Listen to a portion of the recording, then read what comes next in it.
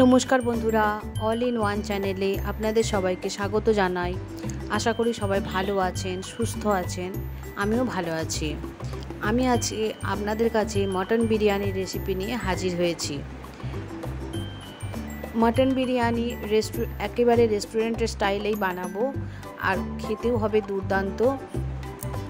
কিছু টিপস যদি ফলো করে করতে পারেন তাহলে রেস্টুরেন্টের মতোই খেতে হবে। আমি তার জন্য নিয়েছি মটন 1 কেজি। এবার তাতে প্রথমে আমি মাংসটাকে ম্যারিনেট করে নেব।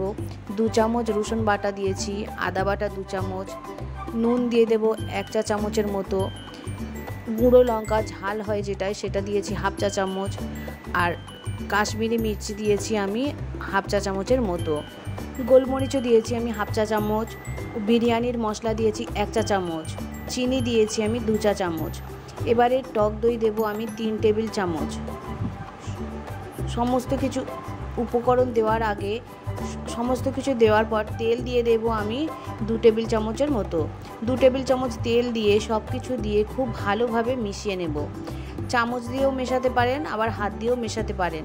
আমি প্রথমে চামচ দিয়ে মেশাচ্ছিলাম কিন্তু ভালো হচ্ছিল না, পরে ওই জন্য হাত দিয়ে আমি মিশিয়ে দিয়েছি। সমস্ত মশলা যখন মাখানো হয়ে যাবে তারপর এটা 2 ঘন্টার জন্য আমি ঢাকা দিয়ে রেখে দেব। এবারে বিরিয়ানিতে আলু দেওয়ার জন্য আমি আলুটাকে দেখছেন বড় বড় করে কেটে নিয়েছি। একটা বড় আলু হলে 4 টুকরো আর ছোট আলু হলে 2 টুকরো করে নেব। সমস্ত আলুগুলোকেই বড় বড় করে কেটে নেব। এবারে আলুগুলোকে মাংসের সঙ্গে সিদ্ধ না করে আগে প্রেসারে আমি একটা সিটি দিয়ে নেব। প্রেসারের মধ্যে 1 গ্লাস জল দিয়েছি, তাতে কিছুটা পরিমাণ নুন ও কিছুটা পরিমাণ হলুদ, কিছুটা মানে 1/2 চা চামচ নুন ও 1/2 চা চামচ হলুদ গুঁড়ো দিয়ে আমি প্রেসারে একটা জাস্ট সিটি দিয়ে দেব। বলে রাখি, গ্যাসের ফ্লেমটা এই অবস্থায় অবশ্যই জোরে রাখবেন, তাহলে সিদ্ধটা ঠিকঠাক হবে। এবার মটন কষানোর জন্য আর বেরেস্তা বানানোর জন্য আমি পেঁয়াজ নিয়ে নিয়েছি 5টা। মাঝখানের অংশটুকু গোল গোল করে রিং করে কেটে নেব, যেটা আমি বেরেস্তা করব। আর সামনের আর পিছনের পেঁয়াজের অংশটা আমি টুকরো টুকরো করে কেটে নেব, যেটা মটনটা যখন কষাবো সেটা কষাতে আমার কাজে লাগবে। এবারে গোটা গরম মশলা নিয়েছি 5টা, দারচিনি নিয়েছি 2 টুকরো, লবঙ্গ নিয়েছি 7টা, আর গোলমরিচ নিয়েছি 8 থেকে 10টা। সবগুলো একটু জাস্ট ফাটিয়ে দেব। কড়াতে 2 টেবিল চামচের মতো তেল দেব, দিয়ে আমি প্রথমে আলুগুলোকে ভালো করে সোনালি করে ভেজে তুলে নেব। এবার ওই গোটা গরম মশলাটা আমি মটন কষানোর সময় ফোড়ন দেব, দিলে খুব ভালো টেস্ট হবে। এবার কড়াতে আমি দিয়েছি 2 টেবিল চামচ তেল, আর যেহেতু বিরিয়ানি হবে ঘি তো আমি অবশ্যই দেব। ওর মধ্যে 2 টেবিল চামচ ঘিও আমি দিয়ে দিয়েছি। এবার দিয়ে প্রথমে বেরেস্তাটা করে নেব, তারপর আমি মটনটা কষাবো। পেঁয়াজের বেরেস্তাগুলো হয়ে গেছে, আমি এবার বেরেস্তাটা তুলে নেব। দেখুন বেরেস্তাটা খুব সুন্দরভাবেই হয়ে গেছে, খুব সুন্দর গোল্ডেন একটা কালার এসেছে, বেরেস্তা সব রেডি। এবার ওই যা তেল ছিল ওতে আর সামান্য একটু ঘি দিয়ে, অর্থাৎ 1 টেবিল চামচের মতো ঘি দিয়ে ওতে গোটা গরম মশলা যেটা থেঁতো করে নিয়েছিলাম ওইগুলো আমি ফোড়ন দেব। তার সঙ্গে 2টো তেজপাতাও আমি ফোড়ন দিয়ে দেব। এবার কুচিয়ে রাখা পেঁয়াজগুলো আমি এর মধ্যে দিয়ে দেবো। পেঁয়াজগুলো দিয়ে ভালো করে কষিয়ে নেব। পেঁয়াজটা যাতে তাড়াতাড়ি নরম হয় সেই জন্য ওর মধ্যে আমি 1/2 চা চামচ নুন দিয়ে দেব। দিয়ে ভালো করে যখন পেঁয়াজটা নরম হয়ে যাবে তখন ম্যারিনেট করে রাখা মটনগুলো আমি এর মধ্যে দিয়ে দেব। মাংসগুলো দিয়ে ভালো করে সমানে নাড়াচাড়া করতে হবে। ভালো করে নাড়াচাড়া না করলে তলায় লেগে যেতে পারে।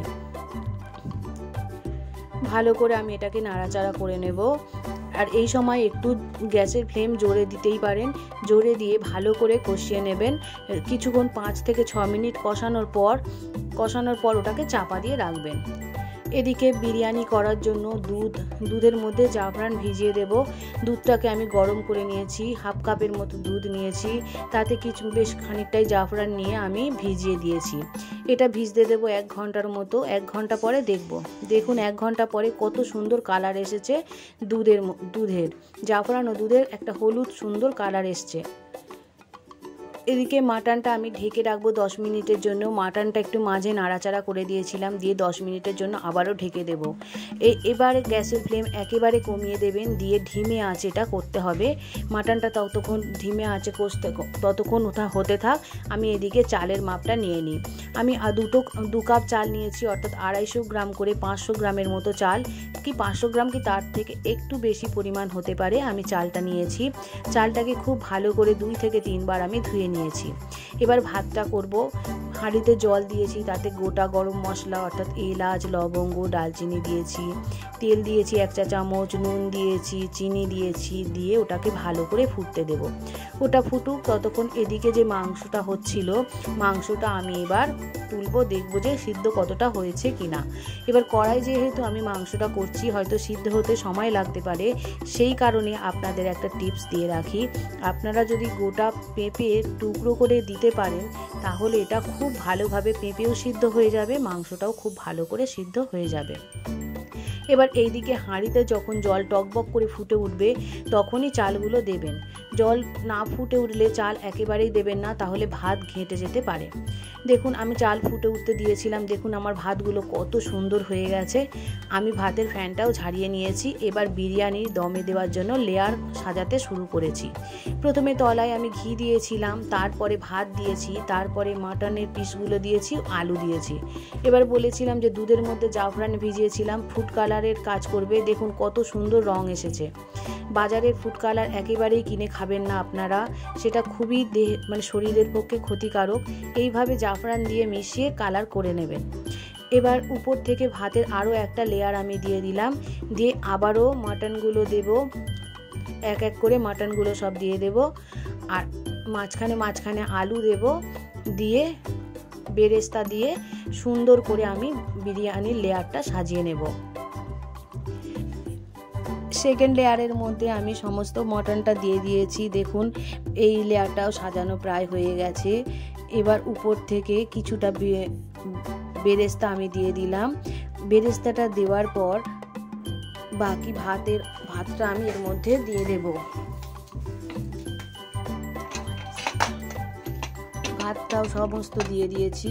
এবার এই জাফরান মেশানো দুধের মধ্যে আমি 3 ফোঁটা আতর মিশিয়ে দিয়েছিলাম। আতরটাও মেশানো হয়ে গেছে। এবার ভাতটা সমস্ত দেওয়া হয়ে গেছে। উপর থেকে এবার একদম সুন্দর করে সাজাবো। বেরেস্তাটা উপর থেকে দিয়ে দেব। বেরেস্তাটা দেওয়ার পর উপর থেকে দুধে যে জাফরান মেশানো হয়েছিল, জাফরান মেশানো দুধটা আমি ওর মধ্যে থেকে ছড়িয়ে দেব। আর ওই দুধের মধ্যেই আমি আতর মিশিয়ে দিয়েছিলাম, মিঠা আতর মিশিয়ে দিয়েছিলাম। এবার একেবারে শেষে ঘি উপর থেকে ছড়িয়ে দেব, দিয়ে হাঁড়ির ঢাকা দিয়ে দেব। এবারে উপরে একটা নোড়া চাপা দিয়ে দেব। বলে রাখি আমি ডেচকিতে জল দিয়ে তার মধ্যে উপরে হাঁড়ি বসিয়েছিলাম। অনেকে সরাসরিও বসায়, তবে আমি এইভাবে বসাই। এইভাবে বসালে আমার মনে হয় আমার এটা সুবিধা হয়। বিরিয়ানি দেখুন হয়ে গেছে, আমি নামিয়ে নিয়েছি। একটা প্লেটের মধ্যে আমি পরিবেশনও করে দিয়েছি। যদি ভালো লেগে থাকে তাহলে অবশ্যই একটা লাইক করে দেবেন। আর এইভাবে যদি বানাতে পারেন অবশ্যই খুবই ভালো লাগবে খেতে, আর রেস্টুরেন্টের থেকে অনেক পয়সা বেঁচেও যাবে আপনাদের। সবাই ভালো থাকবেন, সুস্থ থাকবেন। দেখা হবে পরের একটা ভিডিওতে। দেখুন কি দারুণ হয়েছে বিরিয়ানিটা, খুব সুন্দর টেস্টও হয়েছিল। সবাই ভালো থাকবেন, সুস্থ থাকবেন।